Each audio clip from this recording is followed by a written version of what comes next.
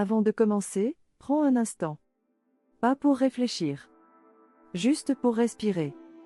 Parce que ce dont on va parler ici n'est pas anodin. Ce n'est pas un détail.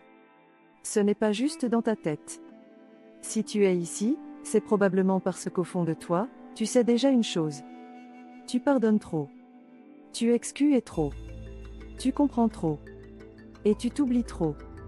Tu fais partie de ces personnes qui essaient toujours de voir le bon côté. Qui cherchent des explications. Qui se disent que l'autre ne fait pas exprès. Que l'autre a vécu des choses difficiles. Que l'autre ne s'est pas aimé autrement.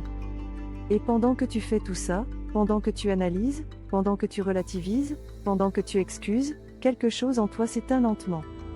Dans cette vidéo, on va ralentir. On va prendre le temps. Pas pour juger.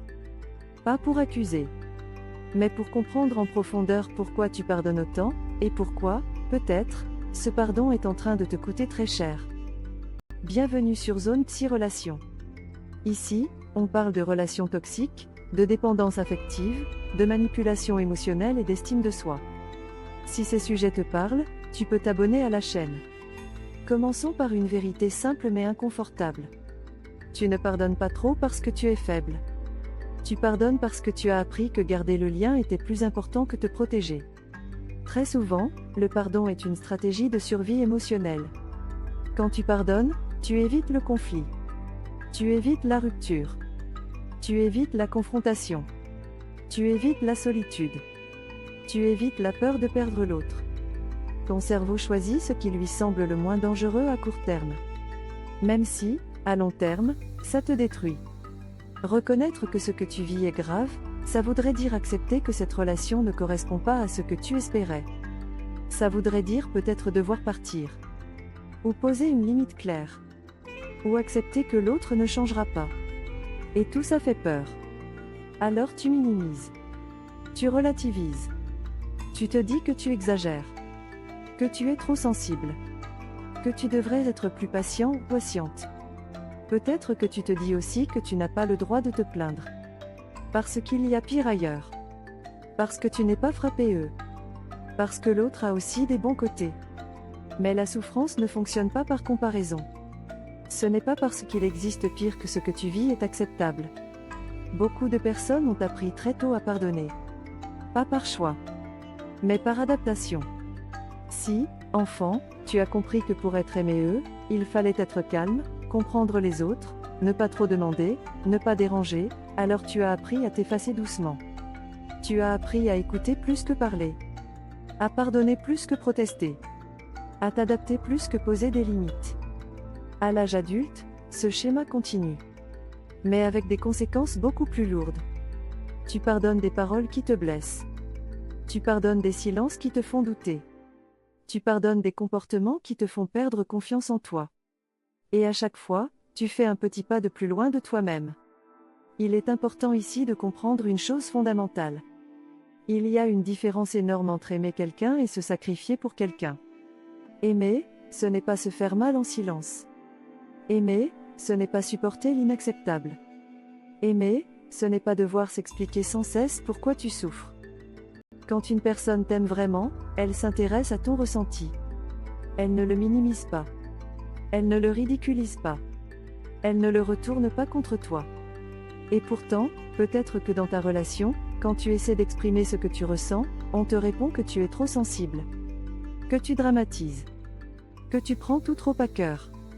À force d'entendre ça, tu finis par douter de toi. De tes émotions. De ton intuition. De ton droit à dire stop. C'est là que le pardon devient dangereux.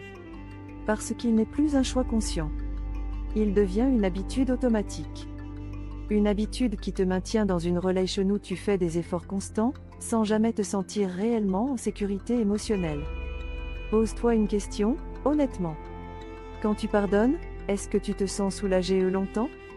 Ou est-ce que le malaise revient toujours? Si le malaise revient, ce n'est probablement pas une erreur ponctuelle. C'est un schéma. Un schéma où tu donnes beaucoup. Où tu comprends beaucoup. Où tu excuses beaucoup. Et où tu reçois très peu en retour.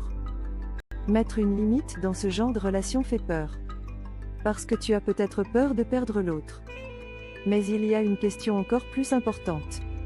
Combien de temps es-tu prêt à te perdre toi-même pour ne pas perdre quelqu'un d'autre? Arrêter de tout pardonner ne signifie pas devenir méchant. Cela signifie devenir honnête.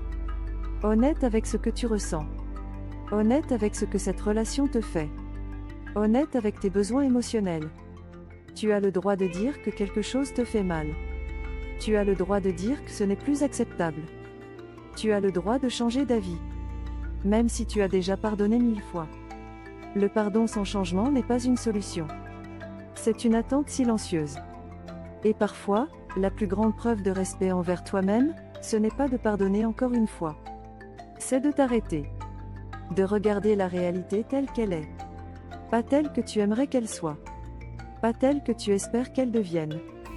Si cette vidéo te touche, ne te presse pas de trouver des excuses à l'autre. Laisse-toi simplement ressentir ce que ça te fait. Sur Zone Psy Relations, on continuera à parler de ces sujets. Des relations qui épuisent.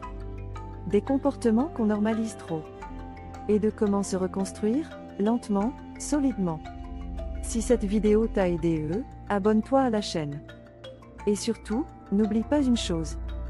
Tu as le droit d'arrêter de tout pardonner.